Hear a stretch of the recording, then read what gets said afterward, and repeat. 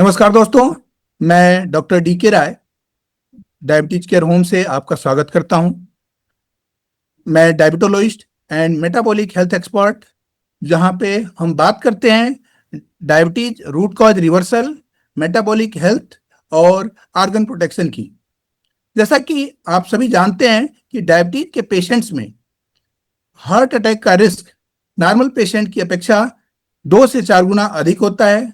और इसीलिए आज हमारे साथ एक बहुत ही renowned family physician and cardiologist हैं, जो किसी परिचय के मोहताज नहीं है, जिन्हें आप सभी लोग अच्छी तरह जानते हैं, डॉक्टर परमजीत सिंह जी, जो न सिर्फ एक वेल नोन क्लिनिशियन है बल्कि वेल नोन एजुकेटर भी हैं, जिनका यूट्यूब पे 27.8 लाख सब्सक्राइबर्स हैं। और इन्होंने न सिर्फ मैक्स, फोर्टिस, यशोदा और बीएलके आदि डिफरेंट हॉस्पिटल्स में 12 साल से अधिक एज ए कार्डियोलॉजिस्ट काम किया है, बल्कि लोगों को ट्रीट, एजुकेट एंड अवेयर करने पर इतना रेगुलरली फोकस कर रहे हैं। आइए हम सभी स्वागत करते हैं डॉक्टर परमजीत सिंह जी का। सर, आपका स्वागत है।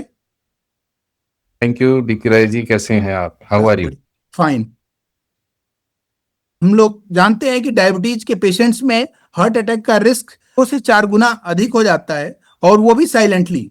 तो हम सबसे पहले जो पेशेंट्स की क्वेरी होती है कि वो ये जानना चाहता है कि डायबिटीज का हार्ट से क्या रिलेशन है, डायबिटीज कैसे हार्ट को डैमेज करता है और कैसे अफेक्ट करता है। देखिए, डायबिटीज एक प्रो इन्फ्लामेटरी कंडीशन हो जाता है, जिसके वजह से आपकी शरीर के अंदर कई जगहों पर इन्फ्लामेशन, जिसको अगर हम साधारण भाषा में बोलना चाहें तो एक कांस्टेंट टाइप ऑफ इंजरी या इरिटेशन बोल सकते हैं, ये कई सारी जगहों पर शुरू हो जाती है। खासकर अगर आपका शुगर लेवल कंट्रोल में ना हो तो, शुगर लेवल के अगर खून की नलियों में ज्यादा चल रहा होता है तो वो आसपास के एंडोथीलियल जो इनर लाइनिंग होती है खून की नसों की, उसको इरिटेट करता है, उसको इन्फ्लेम करता है। वहाँ बहुत ज़्यादा जल्दी इंजरीज हो जाती है, और वो इंजरीज को हील करने के लिए जिस तरह आपको बाहरी चोट लगती है तो काला क्लॉट बनता है, वैसे ही वहां पर अंदर छोटा छोटा प्लाक्स बनते हैं। तो खून की नसों में इंटरनल इंजरीज या इंटरनल एंडोथीलियल इंजरीज आपकी शुगर लेवल हाई होने की वजह से बहुत आसानी से हो जाते हैं। उसके ऊपर मल्टीपल और चीजें, अगर pollution, smoking, alcohol, high blood pressure जोड़ दें तो और भी ज्यादा रिस्क फैक्टर्स बढ़ जाते हैं। तो शुगर की बीमारी अनकंट्रोल्ड होने की वजह से बहुत ही जल्दी खून की नसों में प्लाक्स बन जाते हैं एक तरीके से, और वो प्लाक्स जो है धीरे धीरे उम्र के साथ बढ़ते जाते हैं। जितना ज्यादा लंबे समय तक डायबिटीज रहता है, उतना ही ज्यादा लंबे समय तक प्लाक भी रहता है, और प्लाक बढ़ता जाता है। जैसे अगर 10-20 साल हो गए हैं आपको डायबिटीज को, तो बहुत ही ज्यादा चांसेस हैं कि आपके केस में प्लाक आपको होगा। तो ऐसे सिचुएशन में प्लाक्स जो अगर हार्ट की खून की नसों के अंदर हो जाए तो वो आगे चल के बंद हो सकते हैं। प्लाक की वजह से खून की नसें आधी से ज्यादा 60-70% अगर वो बंद हो जाती हैं तो आपको सिम्टम्स आने लगते हैं, दिक्कत होने लग जाते हैं, और फिर एक वो प्लाक में ही फट जाता है वो नस, और वो प्लाक के अंदर ही अंदर जो है क्लॉट बन जाता है, और वो क्लॉट जो है फिर हार्ट अटैक कर देता है। ठीक है ना? तो इस तरह डायबिटीज से भी हार्ट अटैक हो जाता है। बिल्कुल। तो आपने सही कहा कि यह है कि डायबिटीज जो है हार्ट अटैक के चांसेस को और बढ़ा देता है। जो है रिस्क फैक्टर्स आपने बताया कि रिस्क फैक्टर्स, और प्लस ये डायबिटीज भी एक तरह से हार्ट अटैक के रिस्क को और भी बढ़ा देता है। और साथ ही जैसे कि अब पेशेंट्स ये सोचता है कि हमारा HbA1c नॉर्मल है या फिर HbA1c 6.9 है, तो ये पेशेंट के माइंड में एक कंफ्यूजन चल रहा होता है कि हमारा शुगर कंट्रोल हो गया या HbA1c डाउन आ गया तो हमारे हार्ट अटैक का रिस्क कम हो गया। तो ये बताइए, ये मिथ कहाँ तक पेशेंट्स के लिए घातक है और कैसे इसको थोड़ा सा एक्सप्लेन करें। देखिए, अगर आपका शुगर लेवल काफी टाइम से बढ़ा हुआ है तो इंजरी तो हो जाएगी। एक बार इंजरी हो गई, एक बार प्लाक बन गया, उसके बाद आपने कंट्रोल कर लिया तो फर्दर इंजरी प्रिवेंट होती है, और जो बना हुआ प्लाक है या जो बना हुआ ब्लॉकेज है वो भी कुछ हद तक कम होने के चांस होते हैं, लेकिन बहुत ज्यादा कम नहीं होता। 10 से 20% तक उसके अच्छे लाइफस्टाइल से आपके कोलेस्ट्रॉल लेवल को सही रख के आप उसको कंट्रोल कर सकते हैं, लेकिन वो पूरी तरह से गायब नहीं होता। एक बार जो चीज अंदर डैमेज हो जाती है वो डैमेज रहती है। इसीलिए बहुत जरूरी होता है कि इसको बहुत अर्ली स्टेज में ही पकड़ लिया जाए, अर्ली स्टेज में ही इसको ठीक कर लिया जाए। अच्छा, तो अब जैसा कि बताया कि आपने कि HbA1c नॉर्मल होने के बाद भी पेशेंट को हार्ट अटैक का रिस्क रहता है, और मेनली पेशेंट में सबसे खतरनाक तब हो जाता है जब ये साइलेंट चेस्ट पेन के रूप में आता है। ये साइलेंट चेस्ट पेन कैसे हार्ट अटैक में और डायबिटीज में क्यों बढ़ जाता है? और silent chest pain normal patient में 25% रिस्क है, लेकिन डायबिटीज के पेशेंट में जो 50% रिस्क हो जाता है साइलेंट हार्ट अटैक का, ऐसा क्यों होता है? देखिए, शुगर हाई रहता है तो वो ना सिर्फ खून की नसों को, इलेक्ट्रिकल नसों को भी खराब करता है।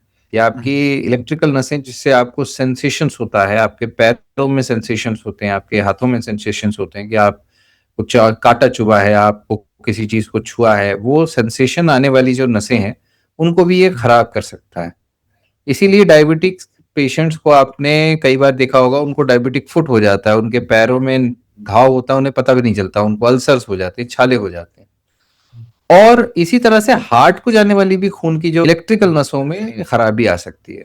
और अगर हार्ट को जाने वाली इलेक्ट्रिकल नस खराब हो जाती है तो फिर हार्ट अटैक या हार्ट डैमेज हो भी रहा है तो भी आपको सिम्टम या दर्द नहीं आएगा, पता भी नहीं चलेगा। केवल आपको हल्का सा सांस फूल सकता है। जब आपका हार्ट कमजोर हो चुका है तब आपका अलावा आपको पता नहीं चलेगा कि प्रॉब्लम क्या हो रही है। इसीलिए ये इस चीज को एक डायबिटीज का कॉम्प्लिकेशन बोला जाता है, न्यूरोपैथी बोलते हैं हम इसको। वो चीज एडवांस स्टेजेस में, जब डायबिटीज कई सालों तक, कई टाइम तक अनकंट्रोल्ड रहती, अनडिटेक्टेड रहती है, तब होता है। उसको जितनी जल्दी हो सके प्रिवेंट किया जाए, वही उसका सबसे बेहतरीन तरीका है। यानी आपने बताया कि जैसे कि डायबिटीज में एक तो एंडोथेलियल डैमेज हुआ और दूसरा न्यूरोपैथी हुआ। तो न्यूरोपैथी के कारण जो है, जो नर्व डैमेज हो जाता है, जिसके कारण कि पेशेंट को पेन फील नहीं होता है और साइलेंट हार्ट अटैक का रिस्क बढ़ जाता है। तो अब जैसे कि आज की डेट में आप देखिए तो हर आदमी जो है सिडेंट्री लाइफस्टाइल में और कंफर्टेबल लाइफस्टाइल को अडॉप्ट कर रहा है, और उसकी वजह से लोगों में मोटापा बढ़ रहा है, इंसुलिन रेजिस्टेंस की प्रॉब्लम बढ़ रही है, और ये जो सिर्फ डायबिटीज बल्कि हार्ट अटैक के रिस्क को भी बढ़ा रहा है। तो अब ये जैसे बेली फैट और इंसुलिन रेजिस्टेंस, ये कैसे हार्ट अटैक के रिस्क को इंक्रीज कर रहा है? बेली फैट जितना होगा आपका, जितना मोटे आप होंगे, जितना स्टोर्ड आपके अंदर एनर्जी होगी, उतना ही चांसेस बढ़ जाता है कि आपकी बॉडी के अंदर फैट जाने के बाद स्टोर होने की क्षमता खत्म हो जाएगी। तो अगर आपने ज्यादा इकट्ठा कर लिया तो आपका शरीर जितना भी आप एक्स्ट्रा खाना खा रहे हैं उसको कोशिश करेगा कि भाई उसको हम फैट बनाए, लेकिन अब फैट इतना ज्यादा जमा हो गया है कि शरीर कह रहा है मैं फैट कहाँ रखूं। तो ऐसे सिचुएशंस में आमतौर पे इंसुलिन रेजिस्टेंस शुरू होता है। That is one common reason for type 2 diabetes, having more belly fats, having more calorie intake. तो ऐसे सिचुएशंस में मोटापे की वजह से इंसुलिन रेजिस्टेंस होता है, उसके वजह से डायबिटीज होता है, उसके वजह से हार्ट डिजीज होता है। तो ये एक चीज से दूसरी चीज होनी शुरू हो जाती है। तो इसी तरह से ये होता है।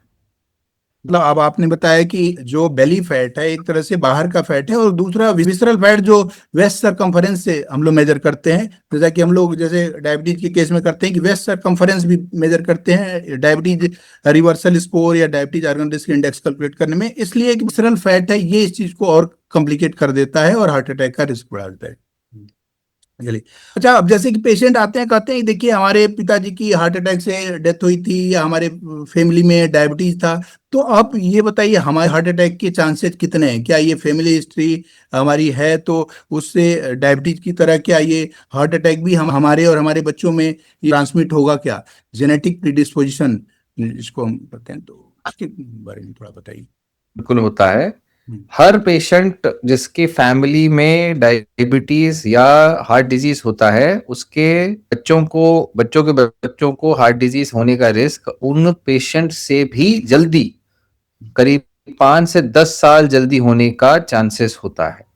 तो 5 से 10 साल जल्दी का मतलब ये है कि अगर 50-60 साल की उम्र में आपके फादर को किसी को हार्ट अटैक आया है तो आपको हो सकता है कि 40-50 साल में आ जाए। तो ऐसे सिचुएशंस में जो मेन क्राइटेरिया होता है, मेन चीज होती है, वो होती है कि आज के डेट में अगर हम पुराने जमाने से कंपेयर करेंगे तो फूड इनटेक या फूड चॉइसेस कह लेंगे तो वो खराब हुए हैं, बहुत ज्यादा खराब हुए हैं। ना सिर्फ फूड चॉइसेस बल्कि जो हमारे टाइम पर जो पुराने टाइम पर जो एक्टिविटी लेवल थी वो अब और ज्यादा कम हो गई है। तो एक्टिविटी लेवल भी कम हो गई है सबसे पहले, और दूसरा फूड चॉइसेस खराब हो गए, प्रोसेस्ड फूड ज्यादा आ गए हैं, पोल्यूशन बढ़ गया है, स्ट्रेस बढ़ गया है, स्मोकिंग बढ़ गई है। तो ऐसे सिचुएशंस में अगर आपको एक फैमिली के अंदर ड्रास्टिकली चेंजेस नहीं लाते, आप अपने लाइफस्टाइल में चेंजेस नहीं लाते, आप वही एक लाइफस्टाइल अपनाते हैं, तो फिर आपके आपके फैमिली में जो बीमारियां हैं वो होने के चांसेस ज्यादा हो जाते हैं, ना सिर्फ ज्यादा बल्कि और ज्यादा जल्दी हो जाते बिल्कुल। यानी एक लाइन में अगर कहें तो आप ये कहना चाह रहे हैं कि जिसकी फैमिली हिस्ट्री है उस वो एक लोडेड गन है और रिस्क फैक्टर है एक ट्रिगर के रूप में, कि जो है रिस्क फैक्टर अगर हमने कंट्रोल नहीं किया, रिड्यूस नहीं किया या रिस्क फैक्टर आया तो गन जो है ट्रिगर हो जाएगा। तो अगर हमें अपनी हमारे फैमिली हिस्ट्री में हार्ट अटैक या डायबिटीज के जेनेटिक प्रीडिस्पोजिशन है तो हमें रिस्क फैक्टर को कंट्रोल करना होगा, अदरवाइज उनसे भी पहले हमें वो प्रॉब्लम आ जाएगी। नेक्स्ट जनरेशन में 5 या 10 साल पहले डायबिटीज या हार्ट अटैक का रिस्क हो सकता है अगर हम रिस्क फैक्टर कम बिल्कुल नहीं करते हैं तो, यानी प्रॉपर लाइफस्टाइल नहीं मेंटेन करते हैं और प्रॉपर चीजें मेंटेन नहीं करते हैं तो। अगला जो बिल्कुल। सबसे इम्पोर्टेंट सवाल होता है पेशेंट्स के मन में कि सर अगर हमें जानना है कि हमें हार्ट डिजीज के कितना रिस्क है, कितना हार्ट अटैक के चांसेस हैं या हमारा हार्ट कितना सेफ है, तो हम कौन कौन सा टेस्ट करा लें जिससे कि हमें पता चल जाएगा कि हमारा हार्ट डिजीज का रिस्क कितना है या हम कितने सेफ हैं।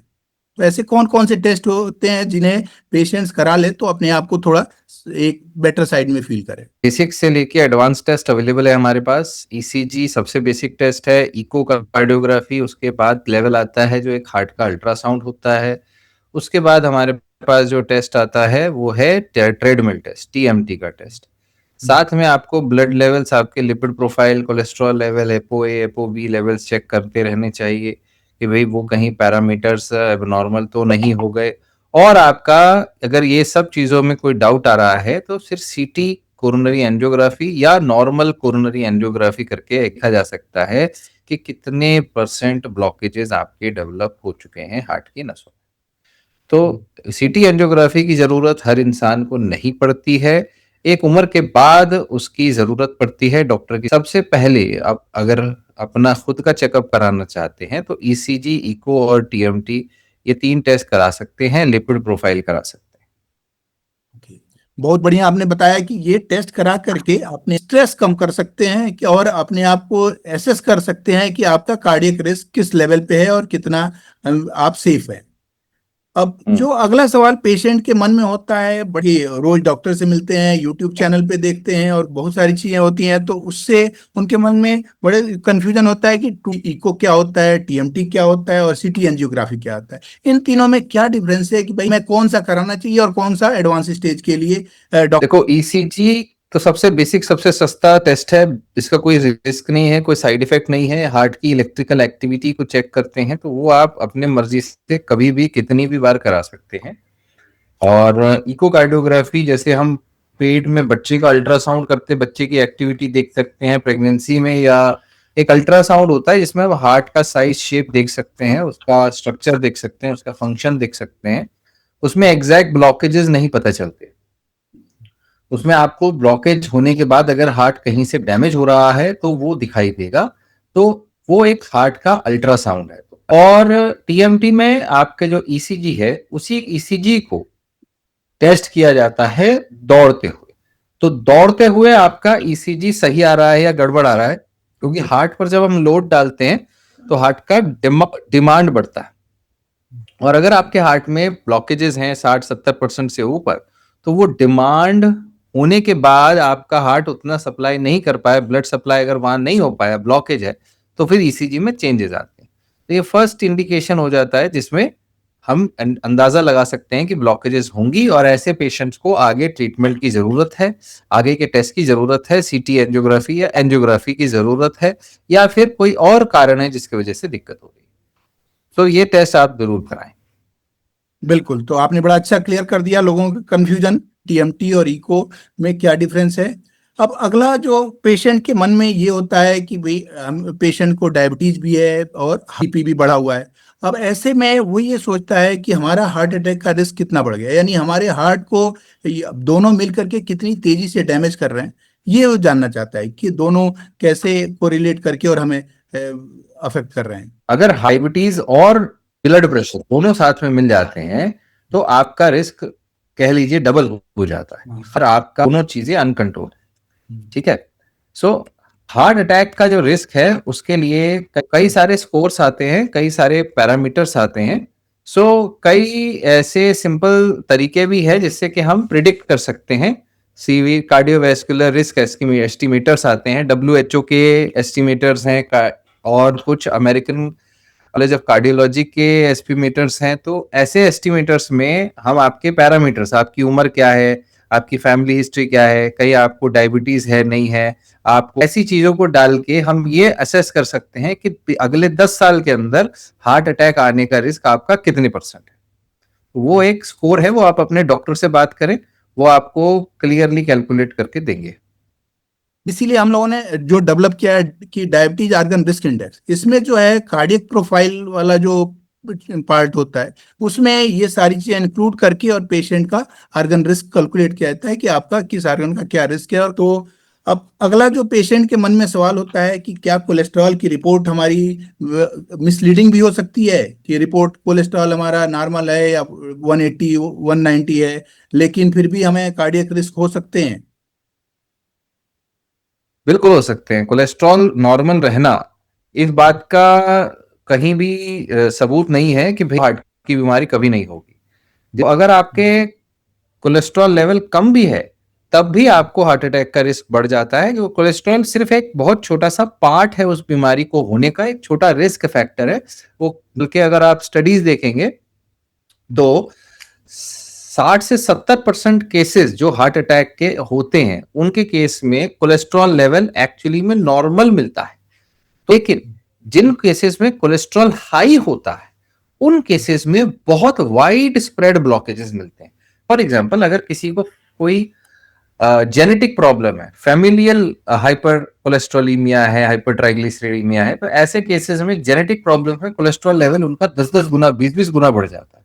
तो उनके केसेस में बहुत क्लियरली देखा गया है कि यंग एज में ही हार्ट अटैक्स या हार्ट में मल्टीपल ब्लॉकेजेस मिल जाते हैं। तो ये एक तरीके से प्रूफ करता है कि ये कोलेस्ट्रॉल लेवल बहुत ज्यादा हाई होना ब्लॉकेजेस की टेंडेंसी को बढ़ा देता है। और जैसे मैंने कहा, एंडोथेलियल इंजरी होना जरूरी है, मल्टीपल फैक्टर्स हैं। तो एक जीवन शैली देखी जाती है, रेस्ट बॉडी को मिल रहा है नहीं मिल रहा है, नींद मिल रही नहीं मिल रही है, बीपी कैसा है, स्मोकिंग कैसे, लाइफस्टाइल कैसी है, बहुत सारी फैक्टर्स हैं जिनको आपको करेक्ट करना होता है। बिल्कुल। तो आप पेशेंट सोच रहा होता है कि अब हम क्या लाइफस्टाइल में चेंज करें जिससे कि हमारा कार्डियक रिस्क रिड्यूस हो जाए। इवन हमारे पेरेंट्स को हार्ट अटैक से ही डेथ हुई थी या कार्डियक डिजीज थी, उसके बावजूद भी सबसे इंपॉर्टेंट कोई चेंज अगर आप करना चाहते हैं तो वो एक्सरसाइज दुनिया की सबसे ज्यादा इफेक्टिव टेक्निक है हार्ट अटैक प्रिवेंट करने का, हार्ट की नसों के आसपास की छोटी छोटी नसों को खोलने का। रेगुलर एक्सरसाइज से बेहतर और कोई दवाई या कोई सप्लीमेंट काम नहीं करता। एक्सरसाइज के अलावा एक हेल्दी लाइफस्टाइल, ये दो बेसिक चीजें करके ही आप अपने जीवन को, अपने हार्ट की ब्लॉकेजेस को ना सिर्फ रोक पाएंगे, रिवर्स भी कर पाएंगे। एक हेल्दी लाइफस्टाइल यानी कि अगर आप मोटे हैं तो पतले होइए, स्मोकिंग कर रहे हैं तो छोड़िए, सोते नहीं है तो सोइए, स्ट्रेस लेते हैं तो रिलैक्स करिए, योगा करिए, कोलेस्ट्रॉल बढ़ा है तो उसको कंट्रोल करिए, बीपी बढ़ा है तो उसको कंट्रोल करिए, शुगर बढ़ा है तो उसको कंट्रोल करिए। सो एक अपनी जीवन शैली को सही तरीके से चलाना एक सबसे बड़ा एस्पेक्ट है, और उसमें जो सबसे बड़ी गलती जिसे सबसे ज्यादा मिस करा जाता है वो है exercise. So exercise is very important, ना सिर्फ कार्डियोवैस्कुलर एक्सरसाइज बल्कि स्ट्रेंथ ट्रेनिंग, ये दोनों ही 3 तरीके की एक्सरसाइज बहुत जरूरी है। एक है आपका योगा, रिलैक्सेशन, ताकि बॉडी रेस्ट जरूर मिले। दूसरा आपको कार्डियोवैस्कुलर एक्सरसाइज चाहिए, यानी कि या तो कम से कम वॉकिंग हो या थोड़ा बहुत हाई इंटेंसिटी एक्टिविटी हो। वॉकिंग आपकी कम से कम नहीं तो 6000 स्टेप्स होनी चाहिए, वरना आप सेडेंटरी हैं। उसके अलावा आपके पास में रेजिस्टेंस एक्सरसाइजेस के शेड्यूल होना चाहिए कि हफ्ते में कम से कम 2 बार, 3 बार, 4 बार, आधा घंटा, 1 घंटा आप कोई ना कोई रेजिस्टेंस एक्सरसाइज कर रहे हैं या कोई स्पोर्ट्स एक्टिविटी कर रहे हैं। तो ये 2 चीजें करने भर से ही आप कंप्लीट कह लीजिए रिवर्सल थोड़ा कर पाएंगे। बिल्कुल। तो आपने बिल्कुल सही कहा कि जो है सबसे जरूरी है, अगर आप हार्ट अटैक के रिस्क को कम करना चाहते हैं तो एक्सरसाइज करें, डाइट पे प्रॉपर ध्यान दें। इसीलिए हम लोग अपने पेशेंट्स को भी एडवाइज करते हैं रेस्ट मेथड की, भाई रूट कॉज करेक्शन की, भाई रूट कॉज को ठीक करिए, ईट सिंपल एंड स्मार्ट, एक्सरसाइज करिए कम से कम 150 मिनट्स पर वीक। और वो आपने सजेस्ट किया कि रेजिस्टेंस ट्रेनिंग की कुछ हैवी एक्सरसाइज भी उसमें हफ्ते में 2 दिन इंक्लूड करें। और फिर stress and sleep management, test पे ध्यान दें, स्लीप पे, एंड टेस्ट एंड ट्रैकिंग की प्रॉपर जो है रेगुलर हेल्थ चेकअप कराएं, ताकि आप एक हेल्दी लाइफस्टाइल को मेंटेन कर सकें और प्रॉपर एक हार्ट अटैक के रिस्क को कम कर सकें। तो अगला जो पेशेंट के मन में ये सवाल आता है कि अगर किसी पेशेंट की आर्टरी ब्लॉक हो चुकी है तो क्या उसे बिना सर्जरी के भी इम्प्रूव किया जा सकता है? बिना सर्जरी के, बिना स्टंट डाले, एक्सरसाइज से आप हार्ट की जो ब्लॉकेजेस हैं उनको थोड़ा सा ओपन कर सकते हैं। उनके आसपास कोलैटरल्स यानी आसपास की नसों को खोला जा सकता है, जिससे क्या होगा कि आपकी आगे चल के ब्लॉकेजेस के यानी आपके हार्ट अटैक का चांस कम हो जाएगा, और वो जो ब्लॉकेज है उसके साथ आप लंबे समय जी पाओगे। बीपी कंट्रोल होना चाहिए। बिल्कुल। तो आपने ये कहा कि एक पार्शियली बेनिफिट मिल सकता है लेकिन फुली बेनिफिट नहीं मिल पाएगा। फुली सोल्यूशन है तो फिर तो आपको सर्जरी ही कराना होगा। अब जो बिल्कुल। अगला इशू होता है कि पेशेंट का हमारे पास टाइम ही नहीं है एक्सरसाइज करने के लिए, क्योंकि exercise is the luxury, but is the necessity. But हम कहते हैं कि भाई 10 मिनट वॉक पर मील करो, सुबह ब्रेकफास्ट लंच डिनर के बाद 10 मिनट वॉक करो। लेकिन अब पेशेंट कहता है कि भाई वॉकिंग और स्ट्रक्चर्ड एक्सरसाइज में क्या डिफरेंस है, क्या हमें वही बेनिफिट मिल सकता है वॉकिंग से जो स्ट्रक्चर्ड एक्सरसाइज से मिलता है? वॉकिंग से आपको कार्डियोवैस्कुलर बेनिफिट मिलेगा, बट उसका अपनी खुद की एक लिमिटेशन है। आपको कोई स्ट्रेंथ ट्रेनिंग आप नहीं करते तो आप अपनी स्ट्रेंथ ट्रेन करने की कैपेसिटी खो देंगे। बहुत सिंपल सी बात है, अगर आप 2 साल तक सीढ़ी नहीं चढ़ेंगे तो आपको अगले बार सीढ़ी चढ़ना मुश्किल हो जाएगा। वो एक तरीके से स्ट्रेंथ ट्रेनिंग है। अगर आप 2-3 दिन कुर्सी पे बैठे बैठे बिता दीजिए, फिर खड़े होना मुश्किल हो जाएगा। खड़े होने में आपको दिक्कतें होने लगेंगी। तो जो चीज आप चाहते हैं कि आप करते रहें, उस चीज की प्रैक्टिस आपको करनी होगी। अगर आप उसकी प्रैक्टिस छोड़ देंगे तो आपके लिए वो चीज थोड़ी मुश्किल हो जाएगी। बिल्कुल। तो यानी एक्सरसाइज कंटिन्यू रखना होगा। लेकिन दूसरा अभी आपने बताया स्ट्रेस एंड स्लीप, तो हार्ट डिजीज को कितना स्पीड अप करते हैं और कितना अफेक्ट करते हैं? स्ट्रेस एंड स्लीप जो है, अगर बॉडी रेस्ट पे नहीं आएगी तो रिकवर नहीं करेगी।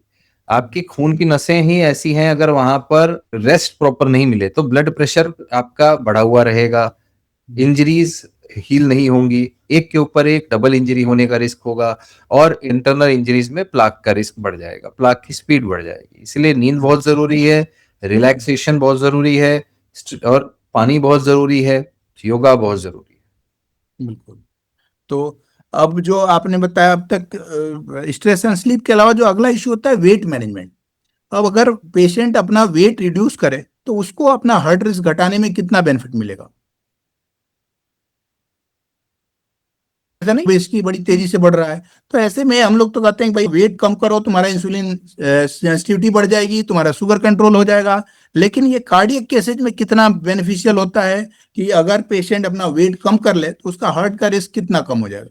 10% अगर आप अपना वजन कम करते हैं तो आपके अगले 5 साल में हार्ट अटैक के रिस्क 5 से 10% कम हो जाएंगे। ये तो बहुत अच्छी इंफॉर्मेशन है कि केवल वेट को कम करना कॉस्मेटिक और स्मार्ट दिखने के लिए ही जरूरी नहीं है, बल्कि आपको फिट एंड लॉन्ग लाइफ के लिए भी उतना ही जरूरी है। अगर आप अपना वेट रिड्यूस कर पाते हैं तो एक हेल्दी लाइफ प्रॉपरली मेंटेन कर पाएंगे। अब यहीं पे सवाल आता है कि कुछ लोग कहते हैं कि हम जो लोग मोटे हैं उनको हार्ट अटैक का रिस्क कम, ऐसा कि हम तो पतले हैं, हमें तो हार्ट अटैक का रिस्क नहीं है या कम है। तो ये मिथ कितना घातक है। और मोटापा अकेला कारण नहीं है, जैसे मैंने बताया मल्टीपल रीजंस होते हैं। तो कई लोग ये भी कहते हैं कि भाई अरे ये दादाजी या पापा जी या स्मोकिंग करते थे उनको कभी अटैक नहीं आया। तो ना सिर्फ स्मोकिंग, ना मोटापा, ना कोलेस्ट्रॉल बढ़ना, कोई भी एक अकेली चीज अपने आप में सबसे बड़ा रिस्क नहीं होता है। मल्टीपल चीजें होती हैं जिनके वजह से रिस्क होता है हार्ट का। और आपको ये देखना होगा कि कई बार जेनेटिक डिटरमाइंड होता है, कई बार आपकी कोई गलती नहीं होती है, परफेक्ट लाइफस्टाइल जी रहे फिर भी अटैक हो जा रहा है। कई बार कोरोना जैसे इन्फेक्शन हो जाता है जो आपके हार्ट को पकड़ लेता है, वायरल इन्फेक्शन हार्ट को पकड़ लेते हैं, थोड़ा जेनेटिक्स पे भी होता है। तो ये मोटापा नहीं है उसका मतलब ये नहीं कि आपको हार्ट अटैक नहीं होगा, आपको फिर भी प्रॉपर हार्ट अटैक हो सकता है। अब अगला जो है, कुछ लोग एंथुजियास्टिकली जाकर के जिम ज्वाइन कर लेते हैं कि भाई हार्ट अटैक का रिस्क कम हो जाएगा। तो क्या जिम करना ही इनफ हार्ट प्रोटेक्शन है क्या? जिम करना बहुत जरूरी है, एक्सरसाइज करना बहुत जरूरी है, पर अकेला वो काफी नहीं है। हार्ट अटैक प्रिवेंशन के लिए कार्डियोवैस्कुलर एक्सरसाइज बहुत जरूरी है, डाइटिंग जरूरी है, योगा जरूरी है, एक्सरसाइज बहुत जरूरी है। डाइटिंग इन द सेंस एक अच्छा बैलेंस डाइट लेना जरूरी है। बिल्कुल आपने सही कहा कि केवल एक सिंगल चीज से आप मतलब डिपेंडेंट नहीं रह सकते, आपको बाकी पूरी कंप्लीट लाइफस्टाइल को चेंज करना होगा। अब जब पेशेंट को, जैसे कि डायबिटीज में भी ये मिथ है कि अगर ये डायबिटीज की दवाई शुरू कर देंगे तो जीवन भर दवाई लेनी पड़ेगी, ऐसा ही बीपी के पेशेंट में भी कि हमारे एक बार बीपी की दवाई शुरू हो गई तो लाइफ लॉन्ग लेना पड़ेगा। इसीलिए पेशेंट दवाई लेना शुरू ही नहीं करता कि जो हम शुरू कर देंगे तो हमें जिंदगी भर लेना पड़ेगा। इसलिए ये मिथ पेशेंट को लिए कितना डेंजरस है। इस बीपी की दवाई बीपी अगर हो हमें या शुगर हो, कोई भी लाइफस्टाइल वाली बीमारी है वो लाइफस्टाइल करेक्शन से ठीक हो सकती है। याद रखिए, बीपी, शुगर या हार्ट डिजीज की दवाइयां उसका इलाज नहीं होती। हार्ट की बीमारी के लिए दी जाने वाली कोई भी दवा, बीपी के लिए दी जाने वाली दवा, शुगर के लिए दी जाने वाली दवा, ये उसका मैनेजमेंट होता है, इलाज नहीं होता। मैनेज करना जहां पर जरूरी है, इलाज करना, उसका जड़ पे काम करना और भी ज्यादा जरूरी होता है। तो जिस तरह आग पर पानी डाल देना इलाज नहीं होता, आपको देखना होगा आग आ कहां से रही है, गैस खुला है, क्या प्रॉब्लम है, कारण क्या है। वह पानी डालना भी जरूरी है और गैस बंद करना भी बहुत जरूरी है। तो दोनों चीजें नहीं करोगे तो फंसोगे। बिल्कुल, मतलब आप ये कह रहे हैं कि कोई भी लाइफस्टाइल डिजीज है उस पे केवल सिम्टम कंट्रोल से काम नहीं चलेगा, आपको रूट कॉज करेक्शन भी करना होगा कि जो रूट कॉज है उसको जब तक ट्रीट नहीं किया जाएगा तो केवल सिम्टम कंट्रोल से बात नहीं बनेगी, रूट कॉज पे भी फोकस करना पड़ेगा। अब बिल्कुल। अगला जो पेशेंट के मन में सवाल आता है कि क्या एंजियोप्लास्टी हर ब्लॉकेज में जरूरी होता है? अगर ब्लॉकेज हो गया है तो हर पे ब्लॉकेज के लिए एंजियोप्लास्टी की जरूरत होती है? ऐसा नहीं है। अगर आपके ब्लॉकेजेस एक बहुत हाई लेवल तक पहुंच गए हैं तो हमारे पास ऑप्शन होता है कि आप एंजियोप्लास्टी करके उस ब्लॉकेज को खोल सकते हैं। अगर आप उस ब्लॉकेज को खोल लेते हैं तो फिर उस ब्लॉकेज के वजह से आने वाला अटैक जो है वो आपको नहीं आएगा, दूसरी ब्लॉकेजेस की वजह से आएगा। जैसे मैंने कहा, ना ही हार्ट में स्टंट डालना, ना ही हार्ट की दवाई देना उसका परमानेंट इलाज नहीं। ये सिर्फ एक प्रिवेंटिव मेथड होता है कि आगे हार्ट को हम डैमेज होने से कैसे बचाएं। अगर आपके घर का जो वाटर टैंक है, जो गटर है, अगर वो भर जाता है तो आप गटर को साफ करवाते हैं। गटर को साफ करवा देना अकेला काफी नहीं होता, आपको मेंटेन करना पड़ेगा, आपको मेक श्योर करना पड़ेगा बार बार आप अपने गटर में गलत चीजें ना डालें जिससे वो फिर ब्लॉक हो जाए। तो एक बार साफ करना भी जरूरी है, नहीं साफ करोगे तो प्रॉब्लम आ जाएगी। वैसे ही हार्ट अटैक भी हो सकता है, हार्ट डैमेज हो सकता है अगर हम उसे साफ ना करें। तो साफ करना भी जरूरी है, उसे खोलना भी जरूरी है और आगे चल के प्रिवेंट करना भी जरूरी है। अगला जो हार्ट अटैक में और हार्ट डिजीज के लिए काफी इंपॉर्टेंट होता है, कोलेस्ट्रॉल। अब उसमें पेशेंट का कहना होता है कि क्या केवल ये खाने से ही बढ़ता है या कुछ और रीजन है कि अगर हम फूड में कंट्रोल कर लें तो हमारा क्या कोलेस्ट्रॉल कंट्रोल हो जाएगा? खाना एक बड़ा कारण है, इसके अलावा एक्टिविटी नहीं करना एक बहुत बड़ा रीजन है। जब हम चलते हैं, वॉक करते हैं तो हम कोलेस्ट्रॉल यूज करते हैं, हम ट्राइग्लिसराइड्स का यूज करते हैं। अगर हम वॉकिंग नहीं करते हैं तो भी हमारा कोलेस्ट्रॉल लेवल, हमारा ट्राइग्लिसराइड लेवल्स बढ़ जाते हैं। सो वॉकिंग ही also is very very important और डाइट अपनी कंट्रोल करना भी बहुत जरूरी है। अच्छा, जो अगला डायबिटीज के पेशेंट्स के लिए स्पेशली है कि अगर डायबिटीज के पेशेंट में चेस्ट पेन नहीं है फिर भी उसे हार्ट चेकअप कब कराना आवश्यक होता है कि हर डायबिटीज के पेशेंट को अपना एक बार पहले हार्ट का टेस्ट करा लेना चाहिए, ईसीजी, इको और टीएमटी। नॉर्मल होने पर उम्र के अनुसार अगर वो 40-50 साल से ऊपर है तो हर साल, अगर वो 35-30 साल का है तो 2 साल में एक बार यही हार्ट के टेस्ट फिर कराने चाहिए। जो अगला चीज होता है, पेशेंट ये सोचता है कि भाई कौन सी ऐसी हैबिट है जो हमारे हार्ट को सबसे ज्यादा डैमेज कर रही है, बट वो ऐसी कौन कौन सी चीजें होती है जो हार्ट को फास्ट डैमेज करती है? इरेगुलर स्लीप, स्मोकिंग सबसे ज्यादा खतरनाक है, और जंक फूड्स, ये 3 चीजें बहुत खतरनाक है, और एक्सरसाइज ना करना। यानी diet, exercise and sleep, stress, ये ऐसी 4 चीजें हैं जो लाइफस्टाइल डिजीजेज में आपको प्रॉपरली कंट्रोल करना ही पड़ेगा। अब डायबिटीज के पेशेंट्स में हार्ट अटैक को इमिडिएटली अवॉइड करने के लिए वो क्या करना चाहिए, स्पेशली अगर उसे डायबिटीज है और वो चाहता है कि हमारा कार्डियक रिस्क ना बढ़े या हार्ट अटैक ना आए, तो वो उसे क्या क्या करना चाहिए ताकि वो बेटर कंडीशन में रहे? एक्चुअली में क्या करना चाहिए उसमें तो बेसिक ही है कि सबसे इंपॉर्टेंट है एक्सरसाइज करें, अपने स्टेप काउंट कंप्लीट करें, नींद अच्छी ले, बैलेंस डाइट ले, बाकी बुरी आदतें छोड़े, बाहर का खाना ना खाएं, और रेगुलर टेस्ट कराएं। बिल्कुल, अब ये सारी चीजें तो हो गई। अब ये है कि कोई डायबिटीज पेशेंट्स के लिए आपका हार्ट प्रोटेक्शन का कोई फार्मूला कि भाई चीजें कर लो तो हार्ट प्रोटेक्शन बेटर कंडीशन में रहोगे। फुली सेफ तो नहीं हो सकते, लेकिन हार्ट प्रोटेक्शन का कोई आपका फार्मूला हो, ऐसा क्या फार्मूला होना चाहिए? सबसे जरूरी, सबसे अच्छा फॉर्मूला है रेगुलर टेस्ट। रेगुलर टेस्ट अगर आप कराते हैं तो आपको कई बार सब कुछ करने के बावजूद जेनेटिक कारण के वजह से या कई बार इन्फेक्शंस के वजह से हार्ट का प्रॉब्लम आ सकता है। तो अगर आप साल में 2 बार ईसीजी, इको, टीएमटी मात्र 2-4 हजार 5,000 के टेस्ट आप करा लेते हैं तो आपको पता चल जाएगा कि आपके हार्ट में कोई मेजर रिस्क तो नहीं है। तो सबसे बेहतरीन हार्ट प्रोटेक्शन फॉर्मूला है एवरी ईयर आप अपना हार्ट का टेस्ट कराओ, स्पेशली अगर आप 35-40 के आसपास उसके ऊपर हो गए। यानी रेगुलर एनुअल हेल्थ चेकअप जरूरी है। अगर आपको हार्ट अटैक से बचना है, अपने आप को कार्डियक रिस्क से बचना है, तो रेगुलर एनुअल हेल्थ चेकअप जरूर कराएं। अब एक सिंगल हार्ट अटैक प्रिवेंशन का कुछ लास्ट में बड़ा कोई सिंपल चीज अगर बताना चाहें कि फाइनली क्लोजिंग स्टेटमेंट के रूप में, जो एक डायबिटीज के पेशेंट्स है, बाकी पेशेंट्स भी इस चीज को याद रखें कि जो एक सिंगल फार्मूला जिसको कि वो इम्प्लीमेंट करके अपने हार्ट को प्रोटेक्ट कर सकें, तो वो एक बार सबसे बेसिक है, अपने 10,000 स्टेप्स आप डेली कंप्लीट करिए, वॉकिंग करना शुरू करिए जो बहुत ज्यादा लोग अवॉइड करते हैं। यानी आपने एक सिंगल फार्मूला बताया कि अगर आपको कार्डियक रिस्क घटाना है तो 10,000 स्टेप्स डेली अगर आप चलते हैं तो आप अपना रिस्क घटा पाएंगे। थैंक यू सर कि आपने इतना अच्छा इंफॉर्मेशन इतने आसान शब्दों में लोगों को दिया, उसके लिए बहुत बहुत धन्यवाद। और जो लोग घर से कनेक्ट करना चाहते हैं सर की क्लिनिक पे या ऑनलाइन कंसल्टेशन भी देते हैं, लिंक आपको डिस्क्रिप्शन में मिल जाएगा। Thank you for coming sir, बहुत अच्छा लगा आपसे बात करके। और बहुत बहुत शुक्रिया। अगर आप अपना डायबिटीज ऑर्गन रिस्क इंडेक्स जानना चाहते हैं तो हमें व्हाट्सएप करें DORI या कमेंट में लिखें। Thank you.